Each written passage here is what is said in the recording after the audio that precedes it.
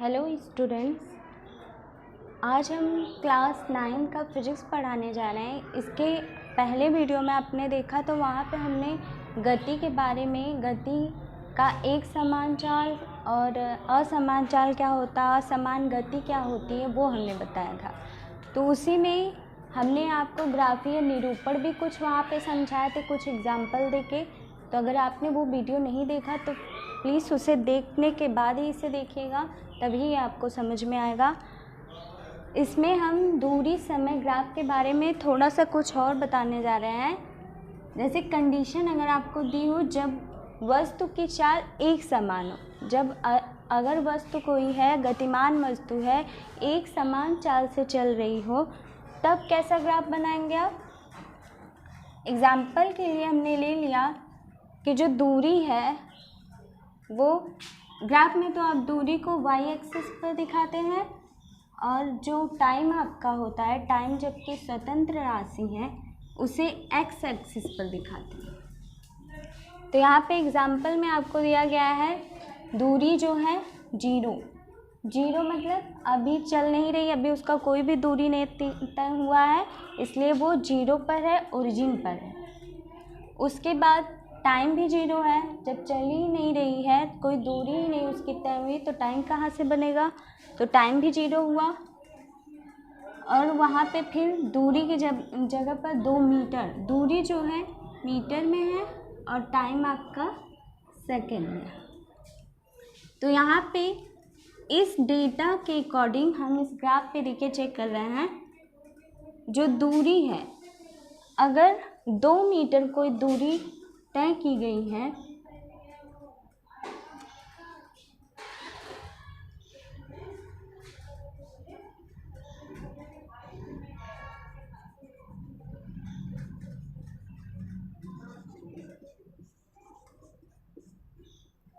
पहले तो 0 मीटर चले, मतलब चले ही नहीं, कोई आदमी अपने घर से निकला ही नहीं, अपने घर ही पर है अपनी बाइक लेके, तो उसने कोई दूरी नहीं तय की, इसलिए वो 0 टाइम पे और 0 मीटर पे है, मतलब कि अपने घर ही पर विरामावस्था में है। फिर जैसे ही उसने 2 सेकंड में 3 मीटर की दूरी तय की, 2 सेकंड में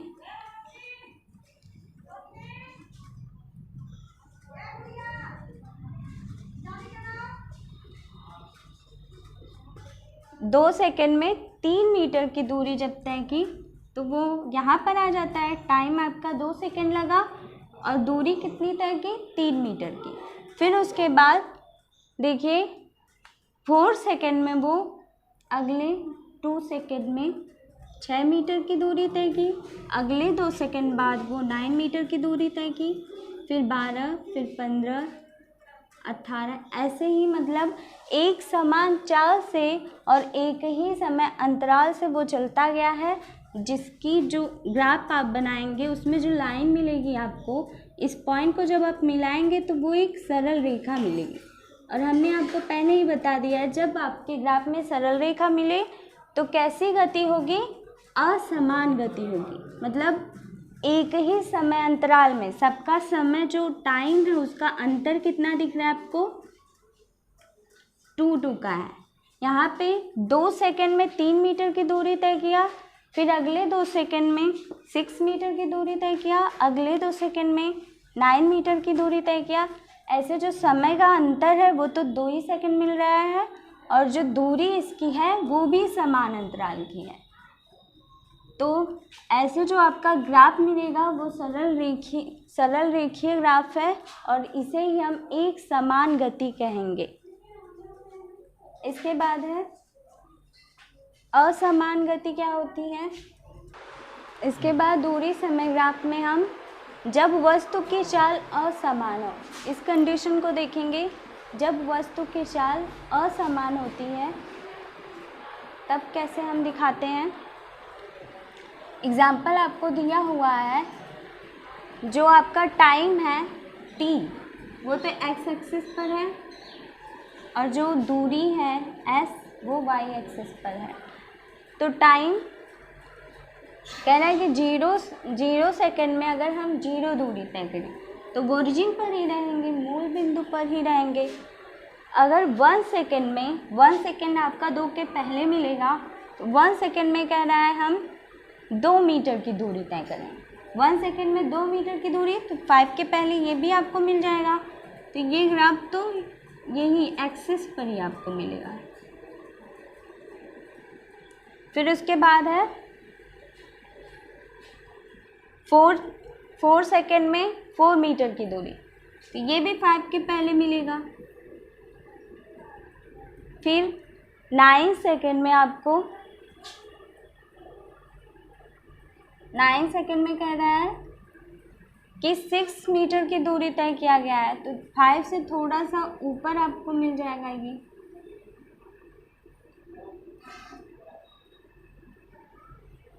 फिर उसके बाद है 16 सेकेंड में 16 कहाँ पे मिलेगा? 14 के बाद।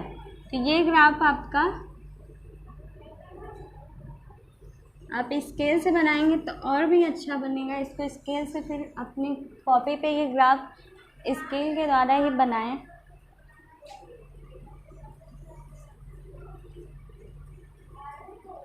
मतलब इस ग्राफ में क्या दिख रहा है कि टाइम जो है एक समान अंतर नहीं दिखा रहा है। जो टाइम का समय अंतराल है वो समान नहीं है, और दूरी का भी जो दूरी का अंतर है वो भी समान नहीं दिख रहा है। तो जब एक समान समय अंतराल में एक समान दूरी तय करती है तब तो एक समान गति कहलाती है। लेकिन जब ऐसा नहीं होता है तब असमान गति उसको कहते हैं। अगर ऐसा ग्राफ आपको मिलता है तो वो असमान ही दर्शाएगा आपको। तो इस एग्जाम्पल को अगर आप देखें, अगर समझ में आ गया हो तो इसी तरह का 2-3 ग्राफ बना के आप प्रैक्टिस करेंगे, और इसे निकाला कैसे जाता है वो भी हम आपको बताने जा रहे हैं। इसके बाद है कि जब कोई वस्तु एक समान चाल से अपनी दूरी को तय करे तब हम इसे कैसे ज्ञात करेंगे, कैसे दूरी इसका निकालेंगे। तो जैसे कोई एग्जाम्पल दिया है आपको, ग्राफ वाइज हमने दिखा दिया। यहाँ पर ये कैसी गति है? एक समान गति, क्योंकि इसके ग्राफ में जो आपको लाइन दिख रही है वो सरल रेखीय गति कर रही है, तो ये एक समान ही है। यहाँ पे हमने कोई 2 पॉइंट मान लिया। मान लीजिए हमने टाइम ले लिया 8 सेकेंड। 8 सेकेंड में हमने दूरी तय की है जो वो 12 मीटर की है। 8 सेकेंड में हमने कोई दूरी तय की 12 मीटर, उसे T1 मान लिया। और 12 सेकेंड में जो दूरी तय की है 18 मीटर, उसे हमने T2, जो टाइम है आपका 12 सेकेंड, उसे T2 मान लिया। और जो टाइम 8 सेकेंड है उसे T1 मान लिया। और जो दूरी 12 मीटर की है S1 है, 18 मीटर S2 है। यहाँ से आपको निकालना है कि दूरी कैसे इसका निकालें, क्योंकि ये एक समान चाल से कर रही है। तो यहाँ पे जब हमने इसे 2 पॉइंट मान लिया इस लाइन पर, जो आपकी सरल रेखीय गति से लाइन जा रही थी, उस लाइन पे हमने कोई 2 पॉइंट माना था, उसे नाम दे दिया A और B। यहाँ से जब हमने B पॉइंट को इस टाइम जहाँ पे 12 सेकेंड हो रहा था उससे जब इसे मिला दिया, तब वहाँ पर जो A से जो हमने एक लाइन खींची थी A और C से, तो इसे C पॉइंट दे दिया। अब यहाँ से आपको ABC एक ट्रायंगल मिल जाएगा। इसी ट्रायंगल की सहायता से हम दूरी निकालेंगे। तो जो BC लाइन है वो क्या है? तय की गई दूरी है। कैसे है? जो BC लाइन है उसे अगर इसके इक्वल करके देखें, क्योंकि ये इक्वल भी तो हो सकता है, इसके बराबर तो दिख ही रहा है, तो ये BC लाइन इसके इक्वल करके देखें तो जो S1 S2 है वो दूरी है, और दूरी है तो BC भी तो दूरी हुई। तो तय की गई दूरी बराबर BC। जो समय का अंतर है, समय अंतराल AC जो लाइन है, AC लाइन आपके इस टाइम जो एक्सिस है X एक्सिस उसके बराबर है। तो इससे ये हो जाएगा समय अंतराल AC। फिर यहाँ से निकाल लेंगे दूरी बराबर दूरी AB बराबर BC अपॉन, मतलब तय की गई दूरी अपॉन समय अंतराल AC हो जाएगा। BC क्या है आपका? BC है S1 S2 के बराबर, तो S1 S2 माइनस S1। और ये S2 माइनस S1 कैसे आया? जो आपका प्रारंभिक दूरी है, जो आप पहले दूरी तय किए थे उसे दूसरी वाली दूरी से माइनस कर देंगे तो आपकी पूरी दूरी निकल आएगी। और जो समय अंतराल है T1 T2, उससे हो जाएगा T2 minus T1। AB is equal to इतना आ गया। अब AB बराबर दूरी लिखिए, AB को दूरी ही कहते हैं। AB क्या है? S2 क्या है? S2 है 18 और S1 12। T2 8 सेकेंड, 12 सेकेंड है, 12 सेकेंड है, और T1 है आपका 8 सेकेंड। यहाँ से निकल जाएगा 6/4 3/2। ये आपका आ जाएगा मीटर पर सेकेंड, दूरी निकल कर आ जाए।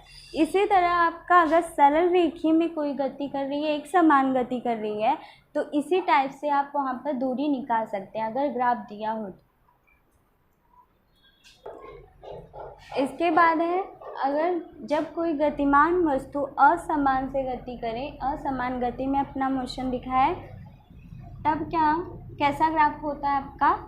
ऐसा होता है जिसमें कि समय आपका घटता बढ़ता रहता है, दूरी भी आपकी घटती बढ़ती रहती है। इसमें न तो समय का अंतर एक समान होता है, न तो दूरी एक समान होती है। तो ऐसा ग्राफ जब आपको मिलता है तब आप कहते हैं ये असमान गति कर रहा है। तो इसी ग्राफ से हम निकालेंगे कि असमान दूरी में कैसे वस्तु की चाल निकालते हैं। तो इस ग्राफ में है, अगर कोई वस्तु 1 सेकेंड में 1 मीटर की दूरी तय कर रही है, 2 सेकेंड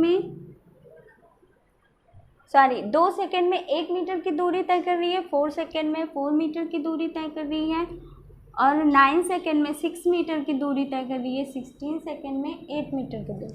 ऐसे आपका ग्राफ बना लेंगे आप अपनी कॉपी पे। लेकिन हम यहाँ पे 2 पॉइंट कोई मान लेते हैं, हमें जब चाल निकालना है तो कोई 2 पॉइंट मान ले। तो यहाँ पे हमने माना कि 2 सेकेंड में कोई वस्तु 1 मीटर की दूरी तय कर रही है।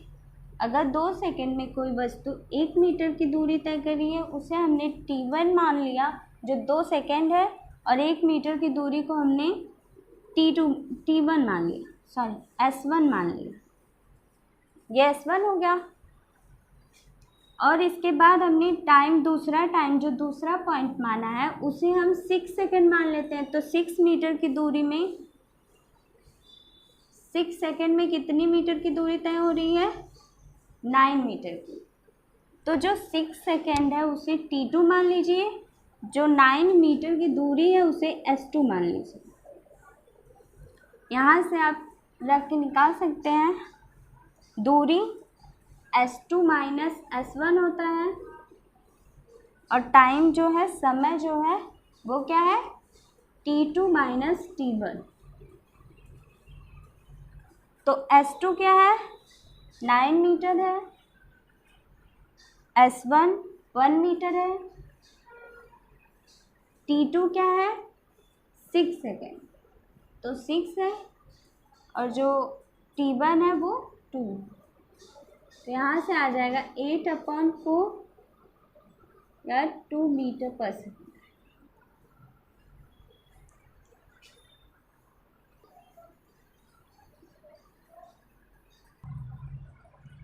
इसके बाद है अगला ग्राफ, वेग समय ग्राफ। इसके पहले आपने दूरी समय ग्राफ पढ़ा था, जिसमें आप एक समान गति से और असमान गति से, उसमें दोनों टाइप के पढ़ चुके हैं। इसके बाद अगला टॉपिक है आपका वेग समय ग्राफ। वेग समय ग्राफ में अगर कोई वस्तु एक समान वेग से चल रही है तो उसके लिए ये ग्राफ है। यहाँ पे आपका देखिए पूरा डेटा दिया हुआ है कि जो टाइम है आपका वो तो सेकंड में ही रहेगा, वेग जो है वेलोसिटी कहते हैं इसको इंग्लिश में। वेलोसिटी को v से डिनोट करते हैं। तो v जो होता है वो है m मीटर पर सेकेंड, और समय आपका है सेकेंड में, और वेलोसिटी वेग जो है मीटर पर सेकेंड में है।